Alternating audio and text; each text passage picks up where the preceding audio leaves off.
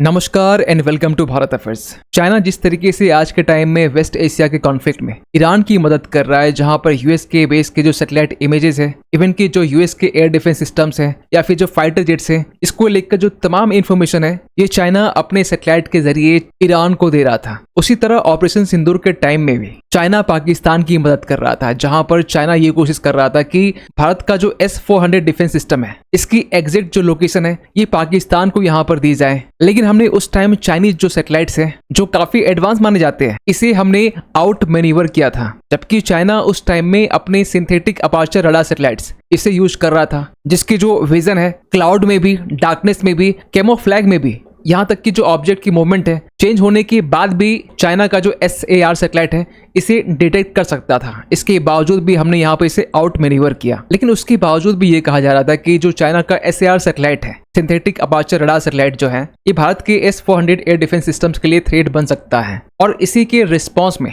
अब यहाँ पर यह अपडेट निकल के आ रहा है कि चाइना का जो स्पाई सैटेलाइट है इसे डिफीट करने के लिए भारत की तरफ से एक कॉग्निटिव इलेक्ट्रॉनिक वॉरफेयर को यहाँ पर अडॉप्ट किया जा रहा है, जिसमें हम लोग घोस्टिंग से लेकर जो इरेजर है, ऐसे डिसेप्शन टेक्निक्स को यहाँ पर यूज करने वाले हैं। ये क्या होता है, किस तरीके से काम करता है, ये तो हम लोग आगे बात करेंगे ही। साथ ही साथ हम लोग ये भी बात करने वाले हैं कि SAR जो सैटेलाइट है, सिंथेटिक अपर्चर रडार जो सैटेलाइट है, ये कैसे ऑप्टिकल सैटेलाइट्स के मामले में काफी एडवांस माना जाता है। इन्हीं सब चीजों को लेकर हम लोग इस वीडियो में डिटेल से बात करने वाले, लेकिन बात करते शुरुआत से। आज से कुछ टाइम पहले, पिछले साल दिसंबर की बात कर रहे हैं, जब IF की तरफ से ये अपडेट निकल के आ रहा था कि इंडियन एयरफोर्स की तरफ से इंडिजिनस स्टेल्थ प्रोग्राम के तहत में भारत का जो S-400 डिफेंस सिस्टम है इसे और भी ज्यादा इनविजिबल बनाया जा रहा है, ताकि चाइना का जो स्पाई सैटेलाइट है इसे डिटेक्ट न कर सके। और अब यहाँ पर रिपोर्ट्स ये निकल के आ रहे हैं कि हम लोग सिंथेटिक अपर्चर रडार जो सैटेलाइट्स हैं इसे काउंटर करने के लिए एक कॉग्निटिव इलेक्ट्रॉनिक वॉरफेयर, जो एक new AI driven battlefield capability है,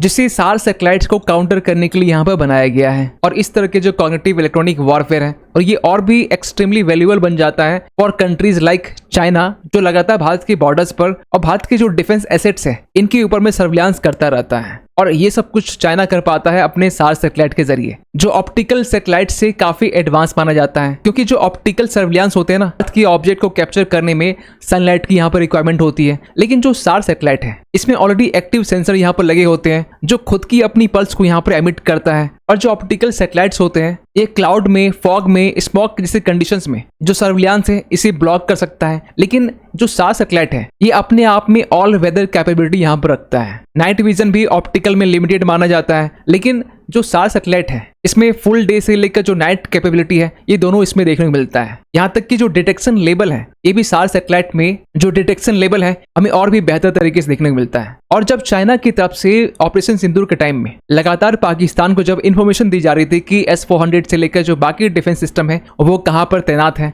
और इसके अगेंस्ट में हम लोग अपने नेत्रा नेटवर्क के जरिए, जिसे इसरो ने स्टार्ट किया था 2019 के टाइम में, जिसका बेसिकली पर्पस था इंडियन स्पेस में हमारे जो एसेट्स हैं इसे डेब्रिस से सेफगार्ड करना। तो इसी नेत्रा नेटवर्क के जरिए हम लोग चाइनीज सैटेलाइट्स को आउट मैन्यूवर कर रहे थे, जिससे चाइनीज सैटेलाइट्स को हमारा जो S-400 है इसकी एग्जैक्ट लोकेशन यहाँ पर पता नहीं चल पा रही थी। फिर अगर आपका सवाल ये रहता है कि क्या हमारे पास भी SAR के फ्लीट है, तो आपको बता दें कि करेंटली हम लोग 6 से लेकर 8 SAR सैटेलाइट्स को ऑपरेट करते हैं, जिसमें रडार इमेजिंग सैटेलाइट्स और अर्थ ऑब्जर्वेशन सैटेलाइट्स, इस सीरीज के जो यहाँ पर सैटेलाइट्स हैं ये शामिल है, जो बॉर्डर की मॉनिटरिंग के लिए काफी क्रूशियल माना जाता है, चाहे LAC हो या फिर LOC हो। यहाँ तक कि इसरो के चीफ ने पिछले साल ये कहा था कि भारत की तरफ से 100 से लेकर 150 जो सैटेलाइट्स हैं इसे आगे आने वाले 3 साल में ऐड किया जाएगा, क्योंकि चाइना के पास में आज के टाइम में 100 से भी ज्यादा जो SAR सैटेलाइट है ये ऑपरेट करता है। तो इसी के रिस्पॉन्स में ज्यादा से ज्यादा हम लोग SAR सैटेलाइट्स को हम लोग स्पेस में भेजें, या फिर हम लोग SAR सैटेलाइट्स को डिफीट करने के लिए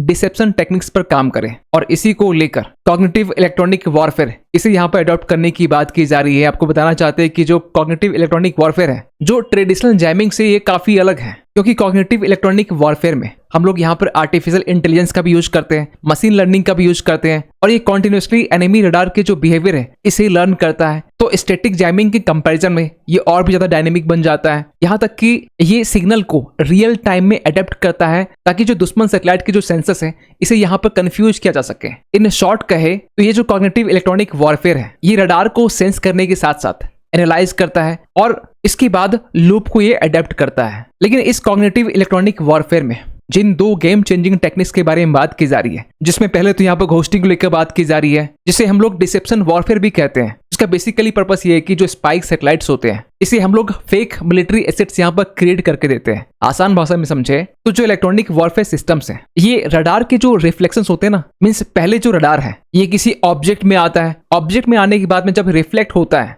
जिससे सैटेलाइट्स यहाँ पर इमेज को कैप्चर कर पाता है, तो यहाँ पर ये कहा जा रहा है कि घोस्टिंग के जरिए जो रडार का रिफ्लेक्शंस है, इसे हम लोग मैनिपुलेट कर लेते हैं, जो एक फॉल्स सिग्नेचर्स यहाँ पर क्रिएट करता है, जिसमें जो एनिमी के सैटेलाइट्स है उसे हम लोग फेक टैंक्स या फेक कॉन्वॉयज या फिर फेक इंफ्रास्ट्रक्चर ये हम लोग यहाँ पर दिखाते हैं। इसमें एनिमी सैटेलाइट्स को ये लगता है कि यहाँ पर रियल में कोई टैंक होगा, कॉन्वॉयज होगा या फिर कोई S-400 सिस्टम होगा, जिससे होगा ये कि जो हमारे एनिमी है वो अपने मिसाइल्स को ऐसी जगह वेस्ट करेगा जहां पर कोई टारगेट है ही नहीं। इन शॉर्ट कहे तो हम लोग इंटेलिजेंस से लेकर जो सर्विलांस है, जो रिकॉनेसांस है, इसे हम लोग कंफ्यूज कर सकते हैं। मींस एक फॉग ऑफ वॉर हम लोग स्पेस में क्रिएट कर सकते हैं। वहीं अगर इरेजर की बात करें तो कहा यह जा रहा है कि ये होस्टिंग से भी ज्यादा पावरफुल है, क्योंकि इसके जरिए जो रियल एसेट्स है इसे हम लोग इनविजिबल बना देते हैं। सपोज कीजिए कि इस लोकेशंस पर हमारे पास में S-400 डिफेंस सिस्टम है और जो एनिमी के सैटेलाइट्स है इस S-400 को यहाँ पर डिटेक्ट करना चाह रहा है, तो ऐसे कंडीशन में जो सैटेलाइट की रडार है जब इस S-400 में जब हिट करते हैं और हिट करने के बाद जब रिफ्लेक्ट किया जाता है, तो इस रडार के जो रिफ्लेक्शंस है इसे हम लोग यहाँ पर या तो ऑल्टर कर देते हैं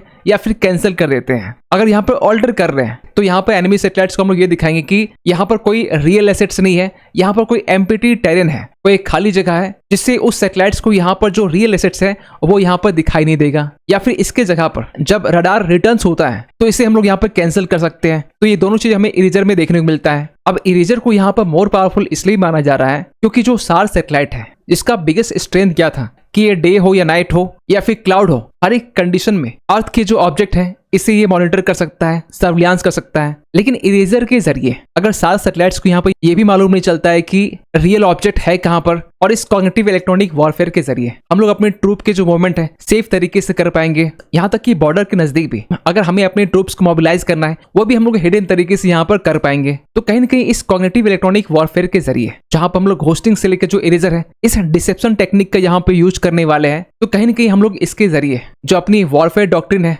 हम लोग डिस्ट्रक्शन से लेकर जो डिसेप्शन है यहाँ पर हम लोग शिफ्ट कर चुके हैं। जहां हम लोग पहले एंटी सैटेलाइट जो वेपन्स है इसका यूज किया करते थे, लेकिन आज के टाइम में हम लोग नॉन काइनेटिक वॉरफेयर में ज्यादा फोकस कर रहे हैं, जहां पर इनविजिबल से लेकर जो डिनाइबल है, जो रिवर्सिबल है, ये फोकस पॉइंट बना हुआ है। और ये सब चीजें जो है ना ये ग्लोबल ट्रेंड से भी अलाइन करती है, क्योंकि स्पेस में आप एनिमी सैटेलाइट्स को डिस्ट्रॉय करने के लिए या फिर सर्विलांस रखने के लिए आप और ज्यादा का सैटेलाइट भेजते हैं तो एक टाइम में जो सैटेलाइट का डेब्रिस है ये और भी ज्यादा हमें स्पेस पर देखने को मिलेगा। लेकिन इस कॉग्निटिव इलेक्ट्रॉनिक वॉरफेयर के जरिए विदाउट कोई सैटेलाइट्स स्पेस में भेजे बिना हम लोग एनिमी के सैटेलाइट्स को यहाँ पर कंफ्यूज कर सकते हैं और यूजलेस बना सकते हैं। खैर, आप क्या सोचते हैं पूरे अपडेट को लेकर कमेंट कीजिएगा। मिलते किसी अगले वीडियो में, तब तक के लिए थैंक यू सो मच।